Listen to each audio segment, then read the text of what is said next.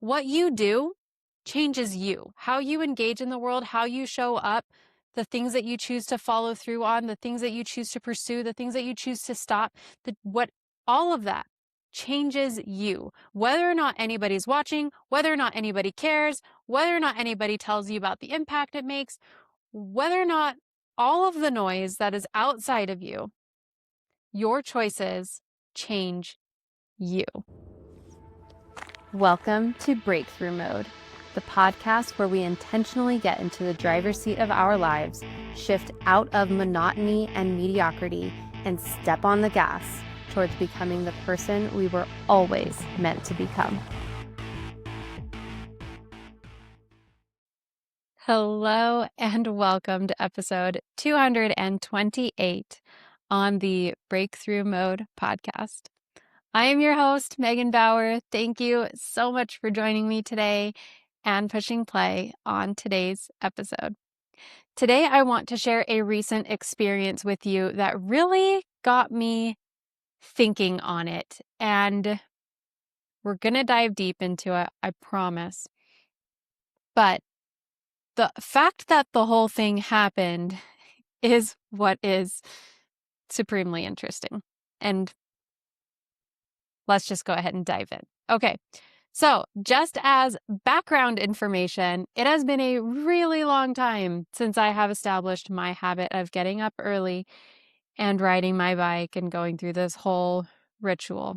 And I've done episodes about this and I've talked about this a lot. However, if you're new and you don't know, I get up at 4:35 every morning and I ride my bike for 30 minutes and I meditate and I write. I used to read in the morning as well, but I have now all of the rest of my time is taken by writing and getting my mindset in the place that I need it to be for the day. Okay, so today was 535, I think, days that I have done this. So I have done this for a very long time. It has long since become a habit. When my alarm goes off, I don't negotiate. I don't argue. I don't even really think about it. I just get up, I get my exercise clothes on, and I just do it. I just go.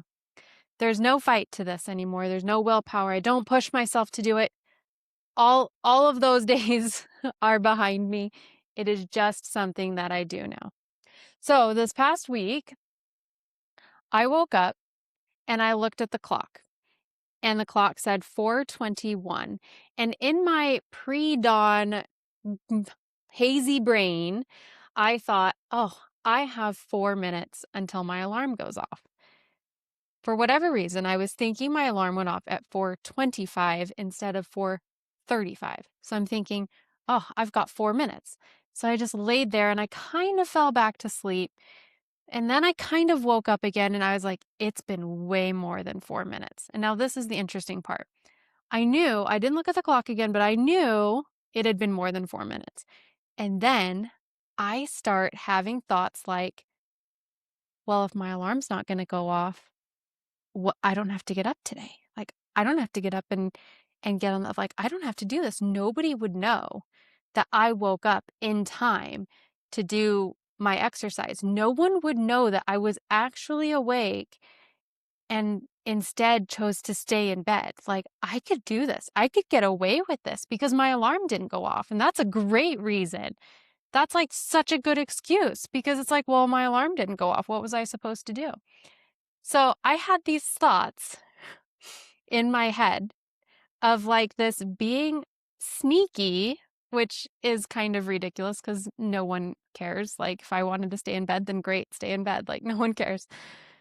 I had this idea of being sneaky to, like, quote unquote, get away with not getting up because my alarm didn't go off. So, of course, I couldn't be at fault, right? I had all of these thoughts. And so finally, I looked at the clock again and it was 4:31. And I was thinking, my alarm didn't go off. And now I'm 6 minutes behind. And while that doesn't seem like a big deal, the morning is very regimented when school is in session or when it's a school day. And so those 6 minutes actually mean a lot. And I was like, I am now 6 minutes behind. I'm 6 minutes behind. But should I just stay in bed or should I get up? And I had this moment of I can be a sneak and stay in bed and no one could blame me, or I could get up and follow through on my ritual and on my routine. I chose to get up. And I was like, well, I'm 6 minutes behind, but whatever. We're just going to go. We're just going to do it. Here we go. I get up, I put my watch on, and my watch is immediately like, it looks like you're awake. Should we turn off your alarm? And I was like, I don't know what you're talking about, but I was like, yeah, whatever. And I get dressed and all of that. And I go to get my notebook to go downstairs. And Jake's like, are you okay? And I was like, yeah. And as soon as I tell him, yeah, I'm about to tell him my alarm didn't go off, it hits me that my alarm is actually set for 4:35, not 4:25. I wasn't 6 minutes late. I was 4 minutes early. And all of this time that I had spent like thinking, oh, what if I'm sneaky and stay in bed instead, was really like this. I don't want to say it was a test, but it was kind of a personal test. Like, not a test on any external, no external test, no external judge, but kind of a personal test of my commitment to who I wanted to be. Because I had thought for sure that my alarm wasn't going to go off, that it just didn't. And I had this period of negotiation and I still got up thinking I'm running late. I hate being late. Like that's one of the worst situations. However, I'm committed enough that I can say my alarm didn't go off and I got up late, but I still got up. I still did the thing. I still followed through. But when I went to explain that to him really quickly before I headed downstairs, I realized I was actually 4 minutes early and that I had passed this personal internal test. Jake doesn't care. He would love it if I came back to bed and whatever, but I knew that me going back to bed wasn't actually who I wanted to be. So the situation stuck with me for a little bit, right? Because I was thinking about this weird negotiation I had, this weird feeling of being sneaky, all these weird ideas were just kind of hung around of like, I have this choice that I don't have to do this. I don't have to get up. No one is watching. No one cares. I can get on the podcast all day long and tell you I get up at 4:35 and not really do it. But I do it. And but none of that's the point. None of that is the point. Here is the actual point. The actual point is that the decision to get up and to follow through and to do the thing, even though it makes absolutely no difference to anyone else, it makes a difference to me. And the choice to get up and to follow through, even when I was absolutely convinced that my alarm hadn't gone off, that doesn't change anything or anyone except for me. And it brought this idea really powerfully to me, one that I've been kind of playing around with a little bit in my own experience and in my own life. And it's this idea of, I don't care what anybody else thinks about whatever I'm doing, or I don't care if this has the, outcome that I'm looking for, or if this has the impact that I'm looking for to somebody else. Me following through, me doing the thing, me being the person that I want to be doesn't have to change anyone else. It gets to change me. It gets to change how I show up. It gets to change how I engage with life. It gets to change how I feel about myself. Sometimes we get into these places where, we want acknowledgement. We want somebody to say good job, or we want somebody to say, man, that really meant a lot to me.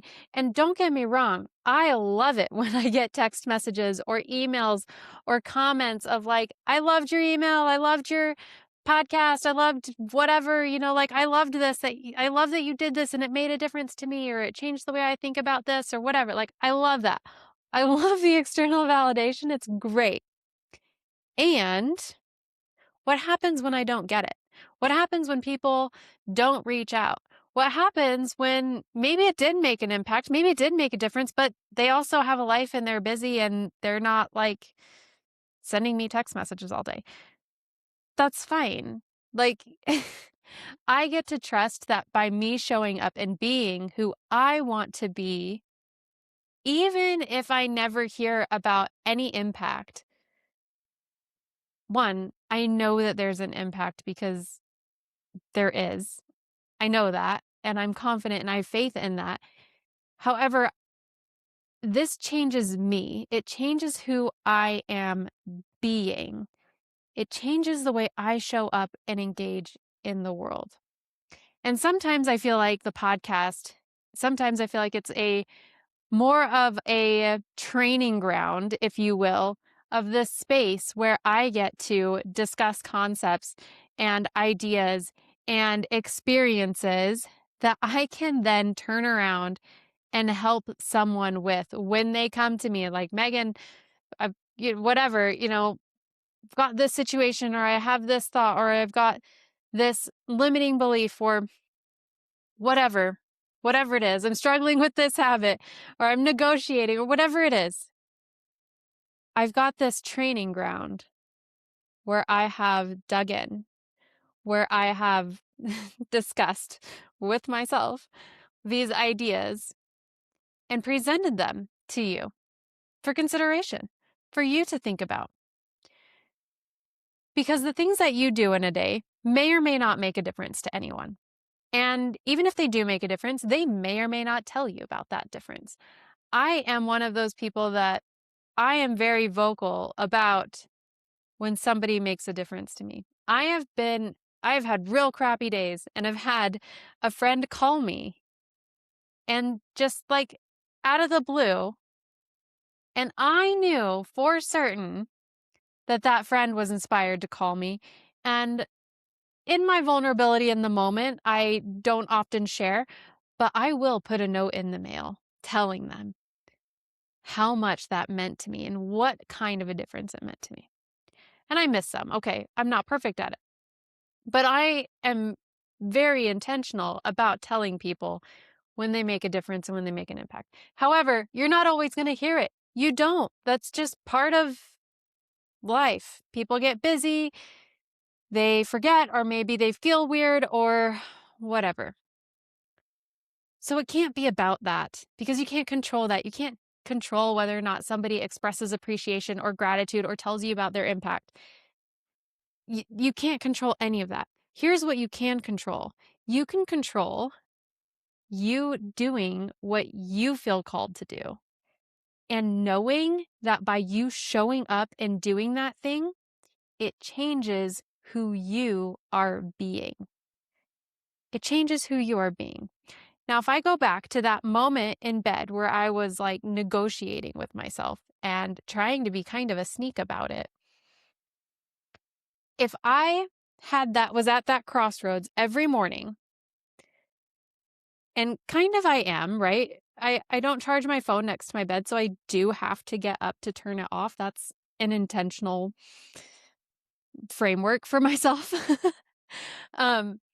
But if I had that choice every morning, making the choice to get up turns me into the version of me who gets up in the morning, who exercises, who follows through on those things that she has decided are important. And if I lay there and negotiate and choose not to, that will also gradually turn me into the version of me who sleeps in, who is reactionary in the morning. And I've been that person. I have been that person, and I didn't love it, which is why I made the different choice. I chose to get up instead. I chose to start my day on my terms, and how much more powerful that is to make that choice. And whether or not you're engaging in a habit or establishing a habit or whatever, you come to these crossroads of choices. And it's like, the person I want to become, what would that person choose? What would just be normal, natural, the obvious choice for that person? And we don't often think about it that way. We don't often think about it that way. Sometimes we're in this place of like, I should do that. Or we've got this like heaviness and obligation and guilt around it, right? The fact that I had this sneaky vibe was really interesting to me because nobody cares. Nobody cares. I care though. And I still wanted to be seen as the version of me who gets up and follows through, even when I didn't want to get up and follow through. So that's kind of where the sneakiness came in. It was like, well, maybe they'll still think I follow through when I actually chose not to. But I didn't make that choice. I got up even before I knew that my alarm was actually going to go off. So here's another example. And I read this somewhere. This is not my example. I'm trying to remember where I read it from, but I don't remember. I've read so many books on habits, it's bananas. And the idea was, don't like, if you're trying to eat healthier, don't walk around town like, I'm trying to eat healthier. I'm trying to eat healthier, like I'm trying to make the healthy choice, blah, blah. Instead, walk around town as the version of you who already eats healthily, healthy food, whatever.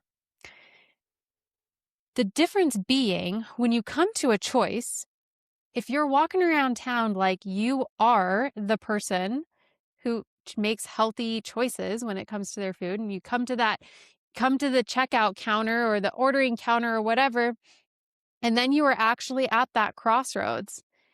If you are in the mental, emotional, energetic state of the version of you who already makes healthy choices, you're more likely to make the healthy choice at the crossroads.